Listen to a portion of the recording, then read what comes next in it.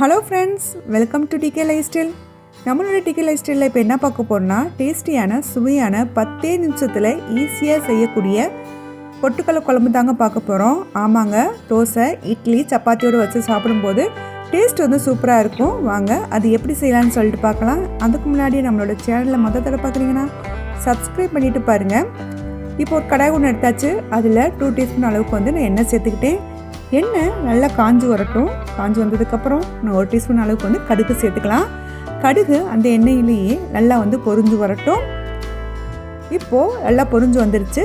இப்போது இது கூடயே நான் 2 மீடியம் சைஸ் வெங்காயம் கட் பண்ணி வச்சுருந்தேன், அதையும் சேர்த்துக்கலாம். வெங்காயம் அந்த எண்ணெயிலே வந்து நல்லா வதங்கி வரணும். வெங்காயம் எந்த அளவுக்கு வதங்கி வருதோ அந்த அளவுக்கு குழம்போட டேஸ்ட் வந்து சூப்பராக இருக்கும். அதுக்காக தான் பாருங்கள், நல்லா வந்து வதக்கம் கொடுத்து எடுத்துக்கலாம். இது ஒரு பக்கமாக நல்லா வதங்கிட்டு இருக்கட்டும். இப்போ ஒரு மிக்ஸி சாரி ஒன்று எடுத்துக்கலாம். அதில் ஒரு 2 டீஸ்பூன் அளவுக்கு நான் பொட்டுக்கடலை சேர்த்துக்கிறேன். இந்த பொட்டுக்கடலையை நல்லா வந்து மிக்சியில் நல்லா ஃபைன் பவுடராக வந்து அரைச்சி எடுத்துகிட்டு வந்துடலாம். நம்ம எந்த அளவுக்கு நைஸாக அரைக்க முடியுமோ அந்த அளவுக்கு வந்து அரைச்சி எடுத்துகிட்டு வந்துடலாம். இப்போ அரைச்சி எடுத்துகிட்டு வந்துட்டேன். பாருங்கள், இந்த அளவுக்கு வந்து நைஸாக இருக்கணும். இது ஒரு பக்கம் அப்படியே இருக்கட்டும். இப்போது ஆனியன் வந்து நல்லா வதங்கிட்டு வந்துடுச்சு. பாருங்கள், இந்த அளவுக்கு வந்து நல்லா வந்து வதங்கி வரணும். இது கூடயே 2 மீடியம் சைஸ் அளவு தக்காளி பழத்தை சேர்த்தாச்சு. தக்காளி பழமும் அந்த ஆனியனும் சேர்ந்து நல்லா வந்து வதங்கி வரணும். அதாவது தக்காளி வந்து அந்த ஆனியனோட நல்லா வந்து மசிச்சு வரணும். இப்போது இது கூடயே பார்த்திங்கன்னா 2 பச்சை மிளகா சேர்த்துக்கிறேன். பச்சை மிளகாவும் நல்லா வதங்கி வரட்டும். இப்போது இது கூடயே 1 டீஸ்பூன் அளவுக்கு வந்து மஞ்சள் தூளும் இதுக்கு தேவையான அளவு உப்பும் சேர்த்துக்கிறேன். உப்பும் மஞ்சள் தூளும் சேர்த்து நம்ம வதக்கும் போது தக்காளி சீக்கிரத்துலேயே வந்து வதங்கி வரும். அதுக்காக தான் எந்த அளவுக்கு வந்து தக்காளி பழம் எல்லாம் வதங்கி வருதோ அந்த அளவுக்கு வந்து இந்த பொட்டுக்கடலை குழம்பு வந்து டேஸ்ட் வந்து சூப்பராக இருக்கும். இது சப்பாத்தி தோசையோடு வச்சு சாப்பிடும்போது டேஸ்ட் வந்து சூப்பராக இருக்கும். அது மட்டும் இல்லைங்க, 10 நிமிஷத்தில் வந்து நம்ம ஈஸியாக வந்து செஞ்சு முடிச்சிடலாம். பாருங்கள், இந்த அளவுக்கு வந்து நல்லா வந்து வதங்கி வரணும்.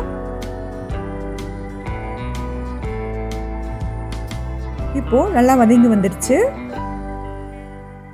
இப்போது இதுக்கு தேவையான அளவு மசாலா பொருட்கள் சேர்த்துடலாம்.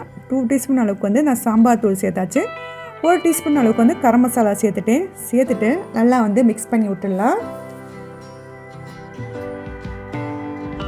பச்சை வாசனை எல்லாம் போகிற வரைக்கும் மிக்ஸ் பண்ணி விட்டுடலாம்.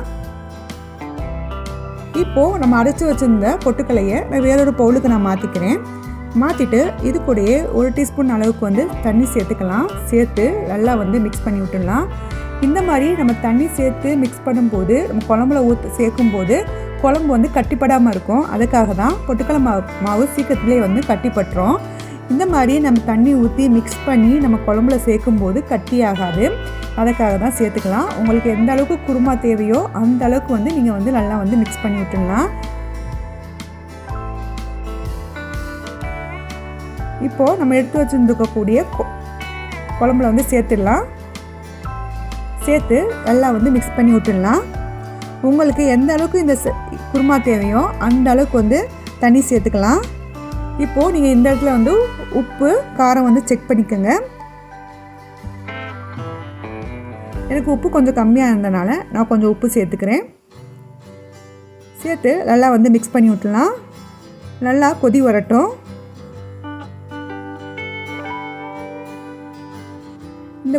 இந்த குழம்பு செய்கிறது ரொம்ப ஈஸி தாங்க. 10 நிமிஷம் கூட ஆகாது. நம்ம சட்டுனுமே செஞ்சு முடிச்சிடலாம்.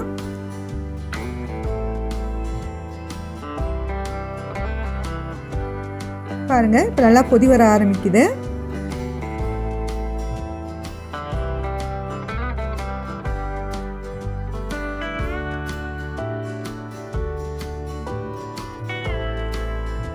ஃபைனலாக இதுக்குள்ளே நான் 1/4 டீஸ்பூன் அளவுக்கு மட்டும் நான் கஸ்தூரி மெத்தி சேர்த்துக்கிறேன்.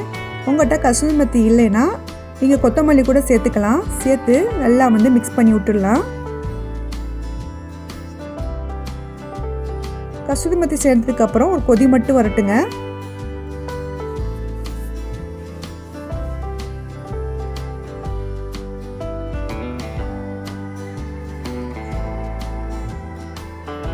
பாருங்கள், நல்லா கொதி வந்துடுச்சு.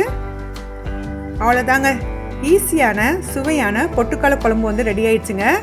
இதை சப்பாத்தி, தோசை, இட்லியோடு வச்சு சாப்பிடும்போது டேஸ்ட் வந்து அட்டகாசமாக இருக்கும். கண்டிப்பாக வந்து ட்ரை பண்ணி பாருங்கள்.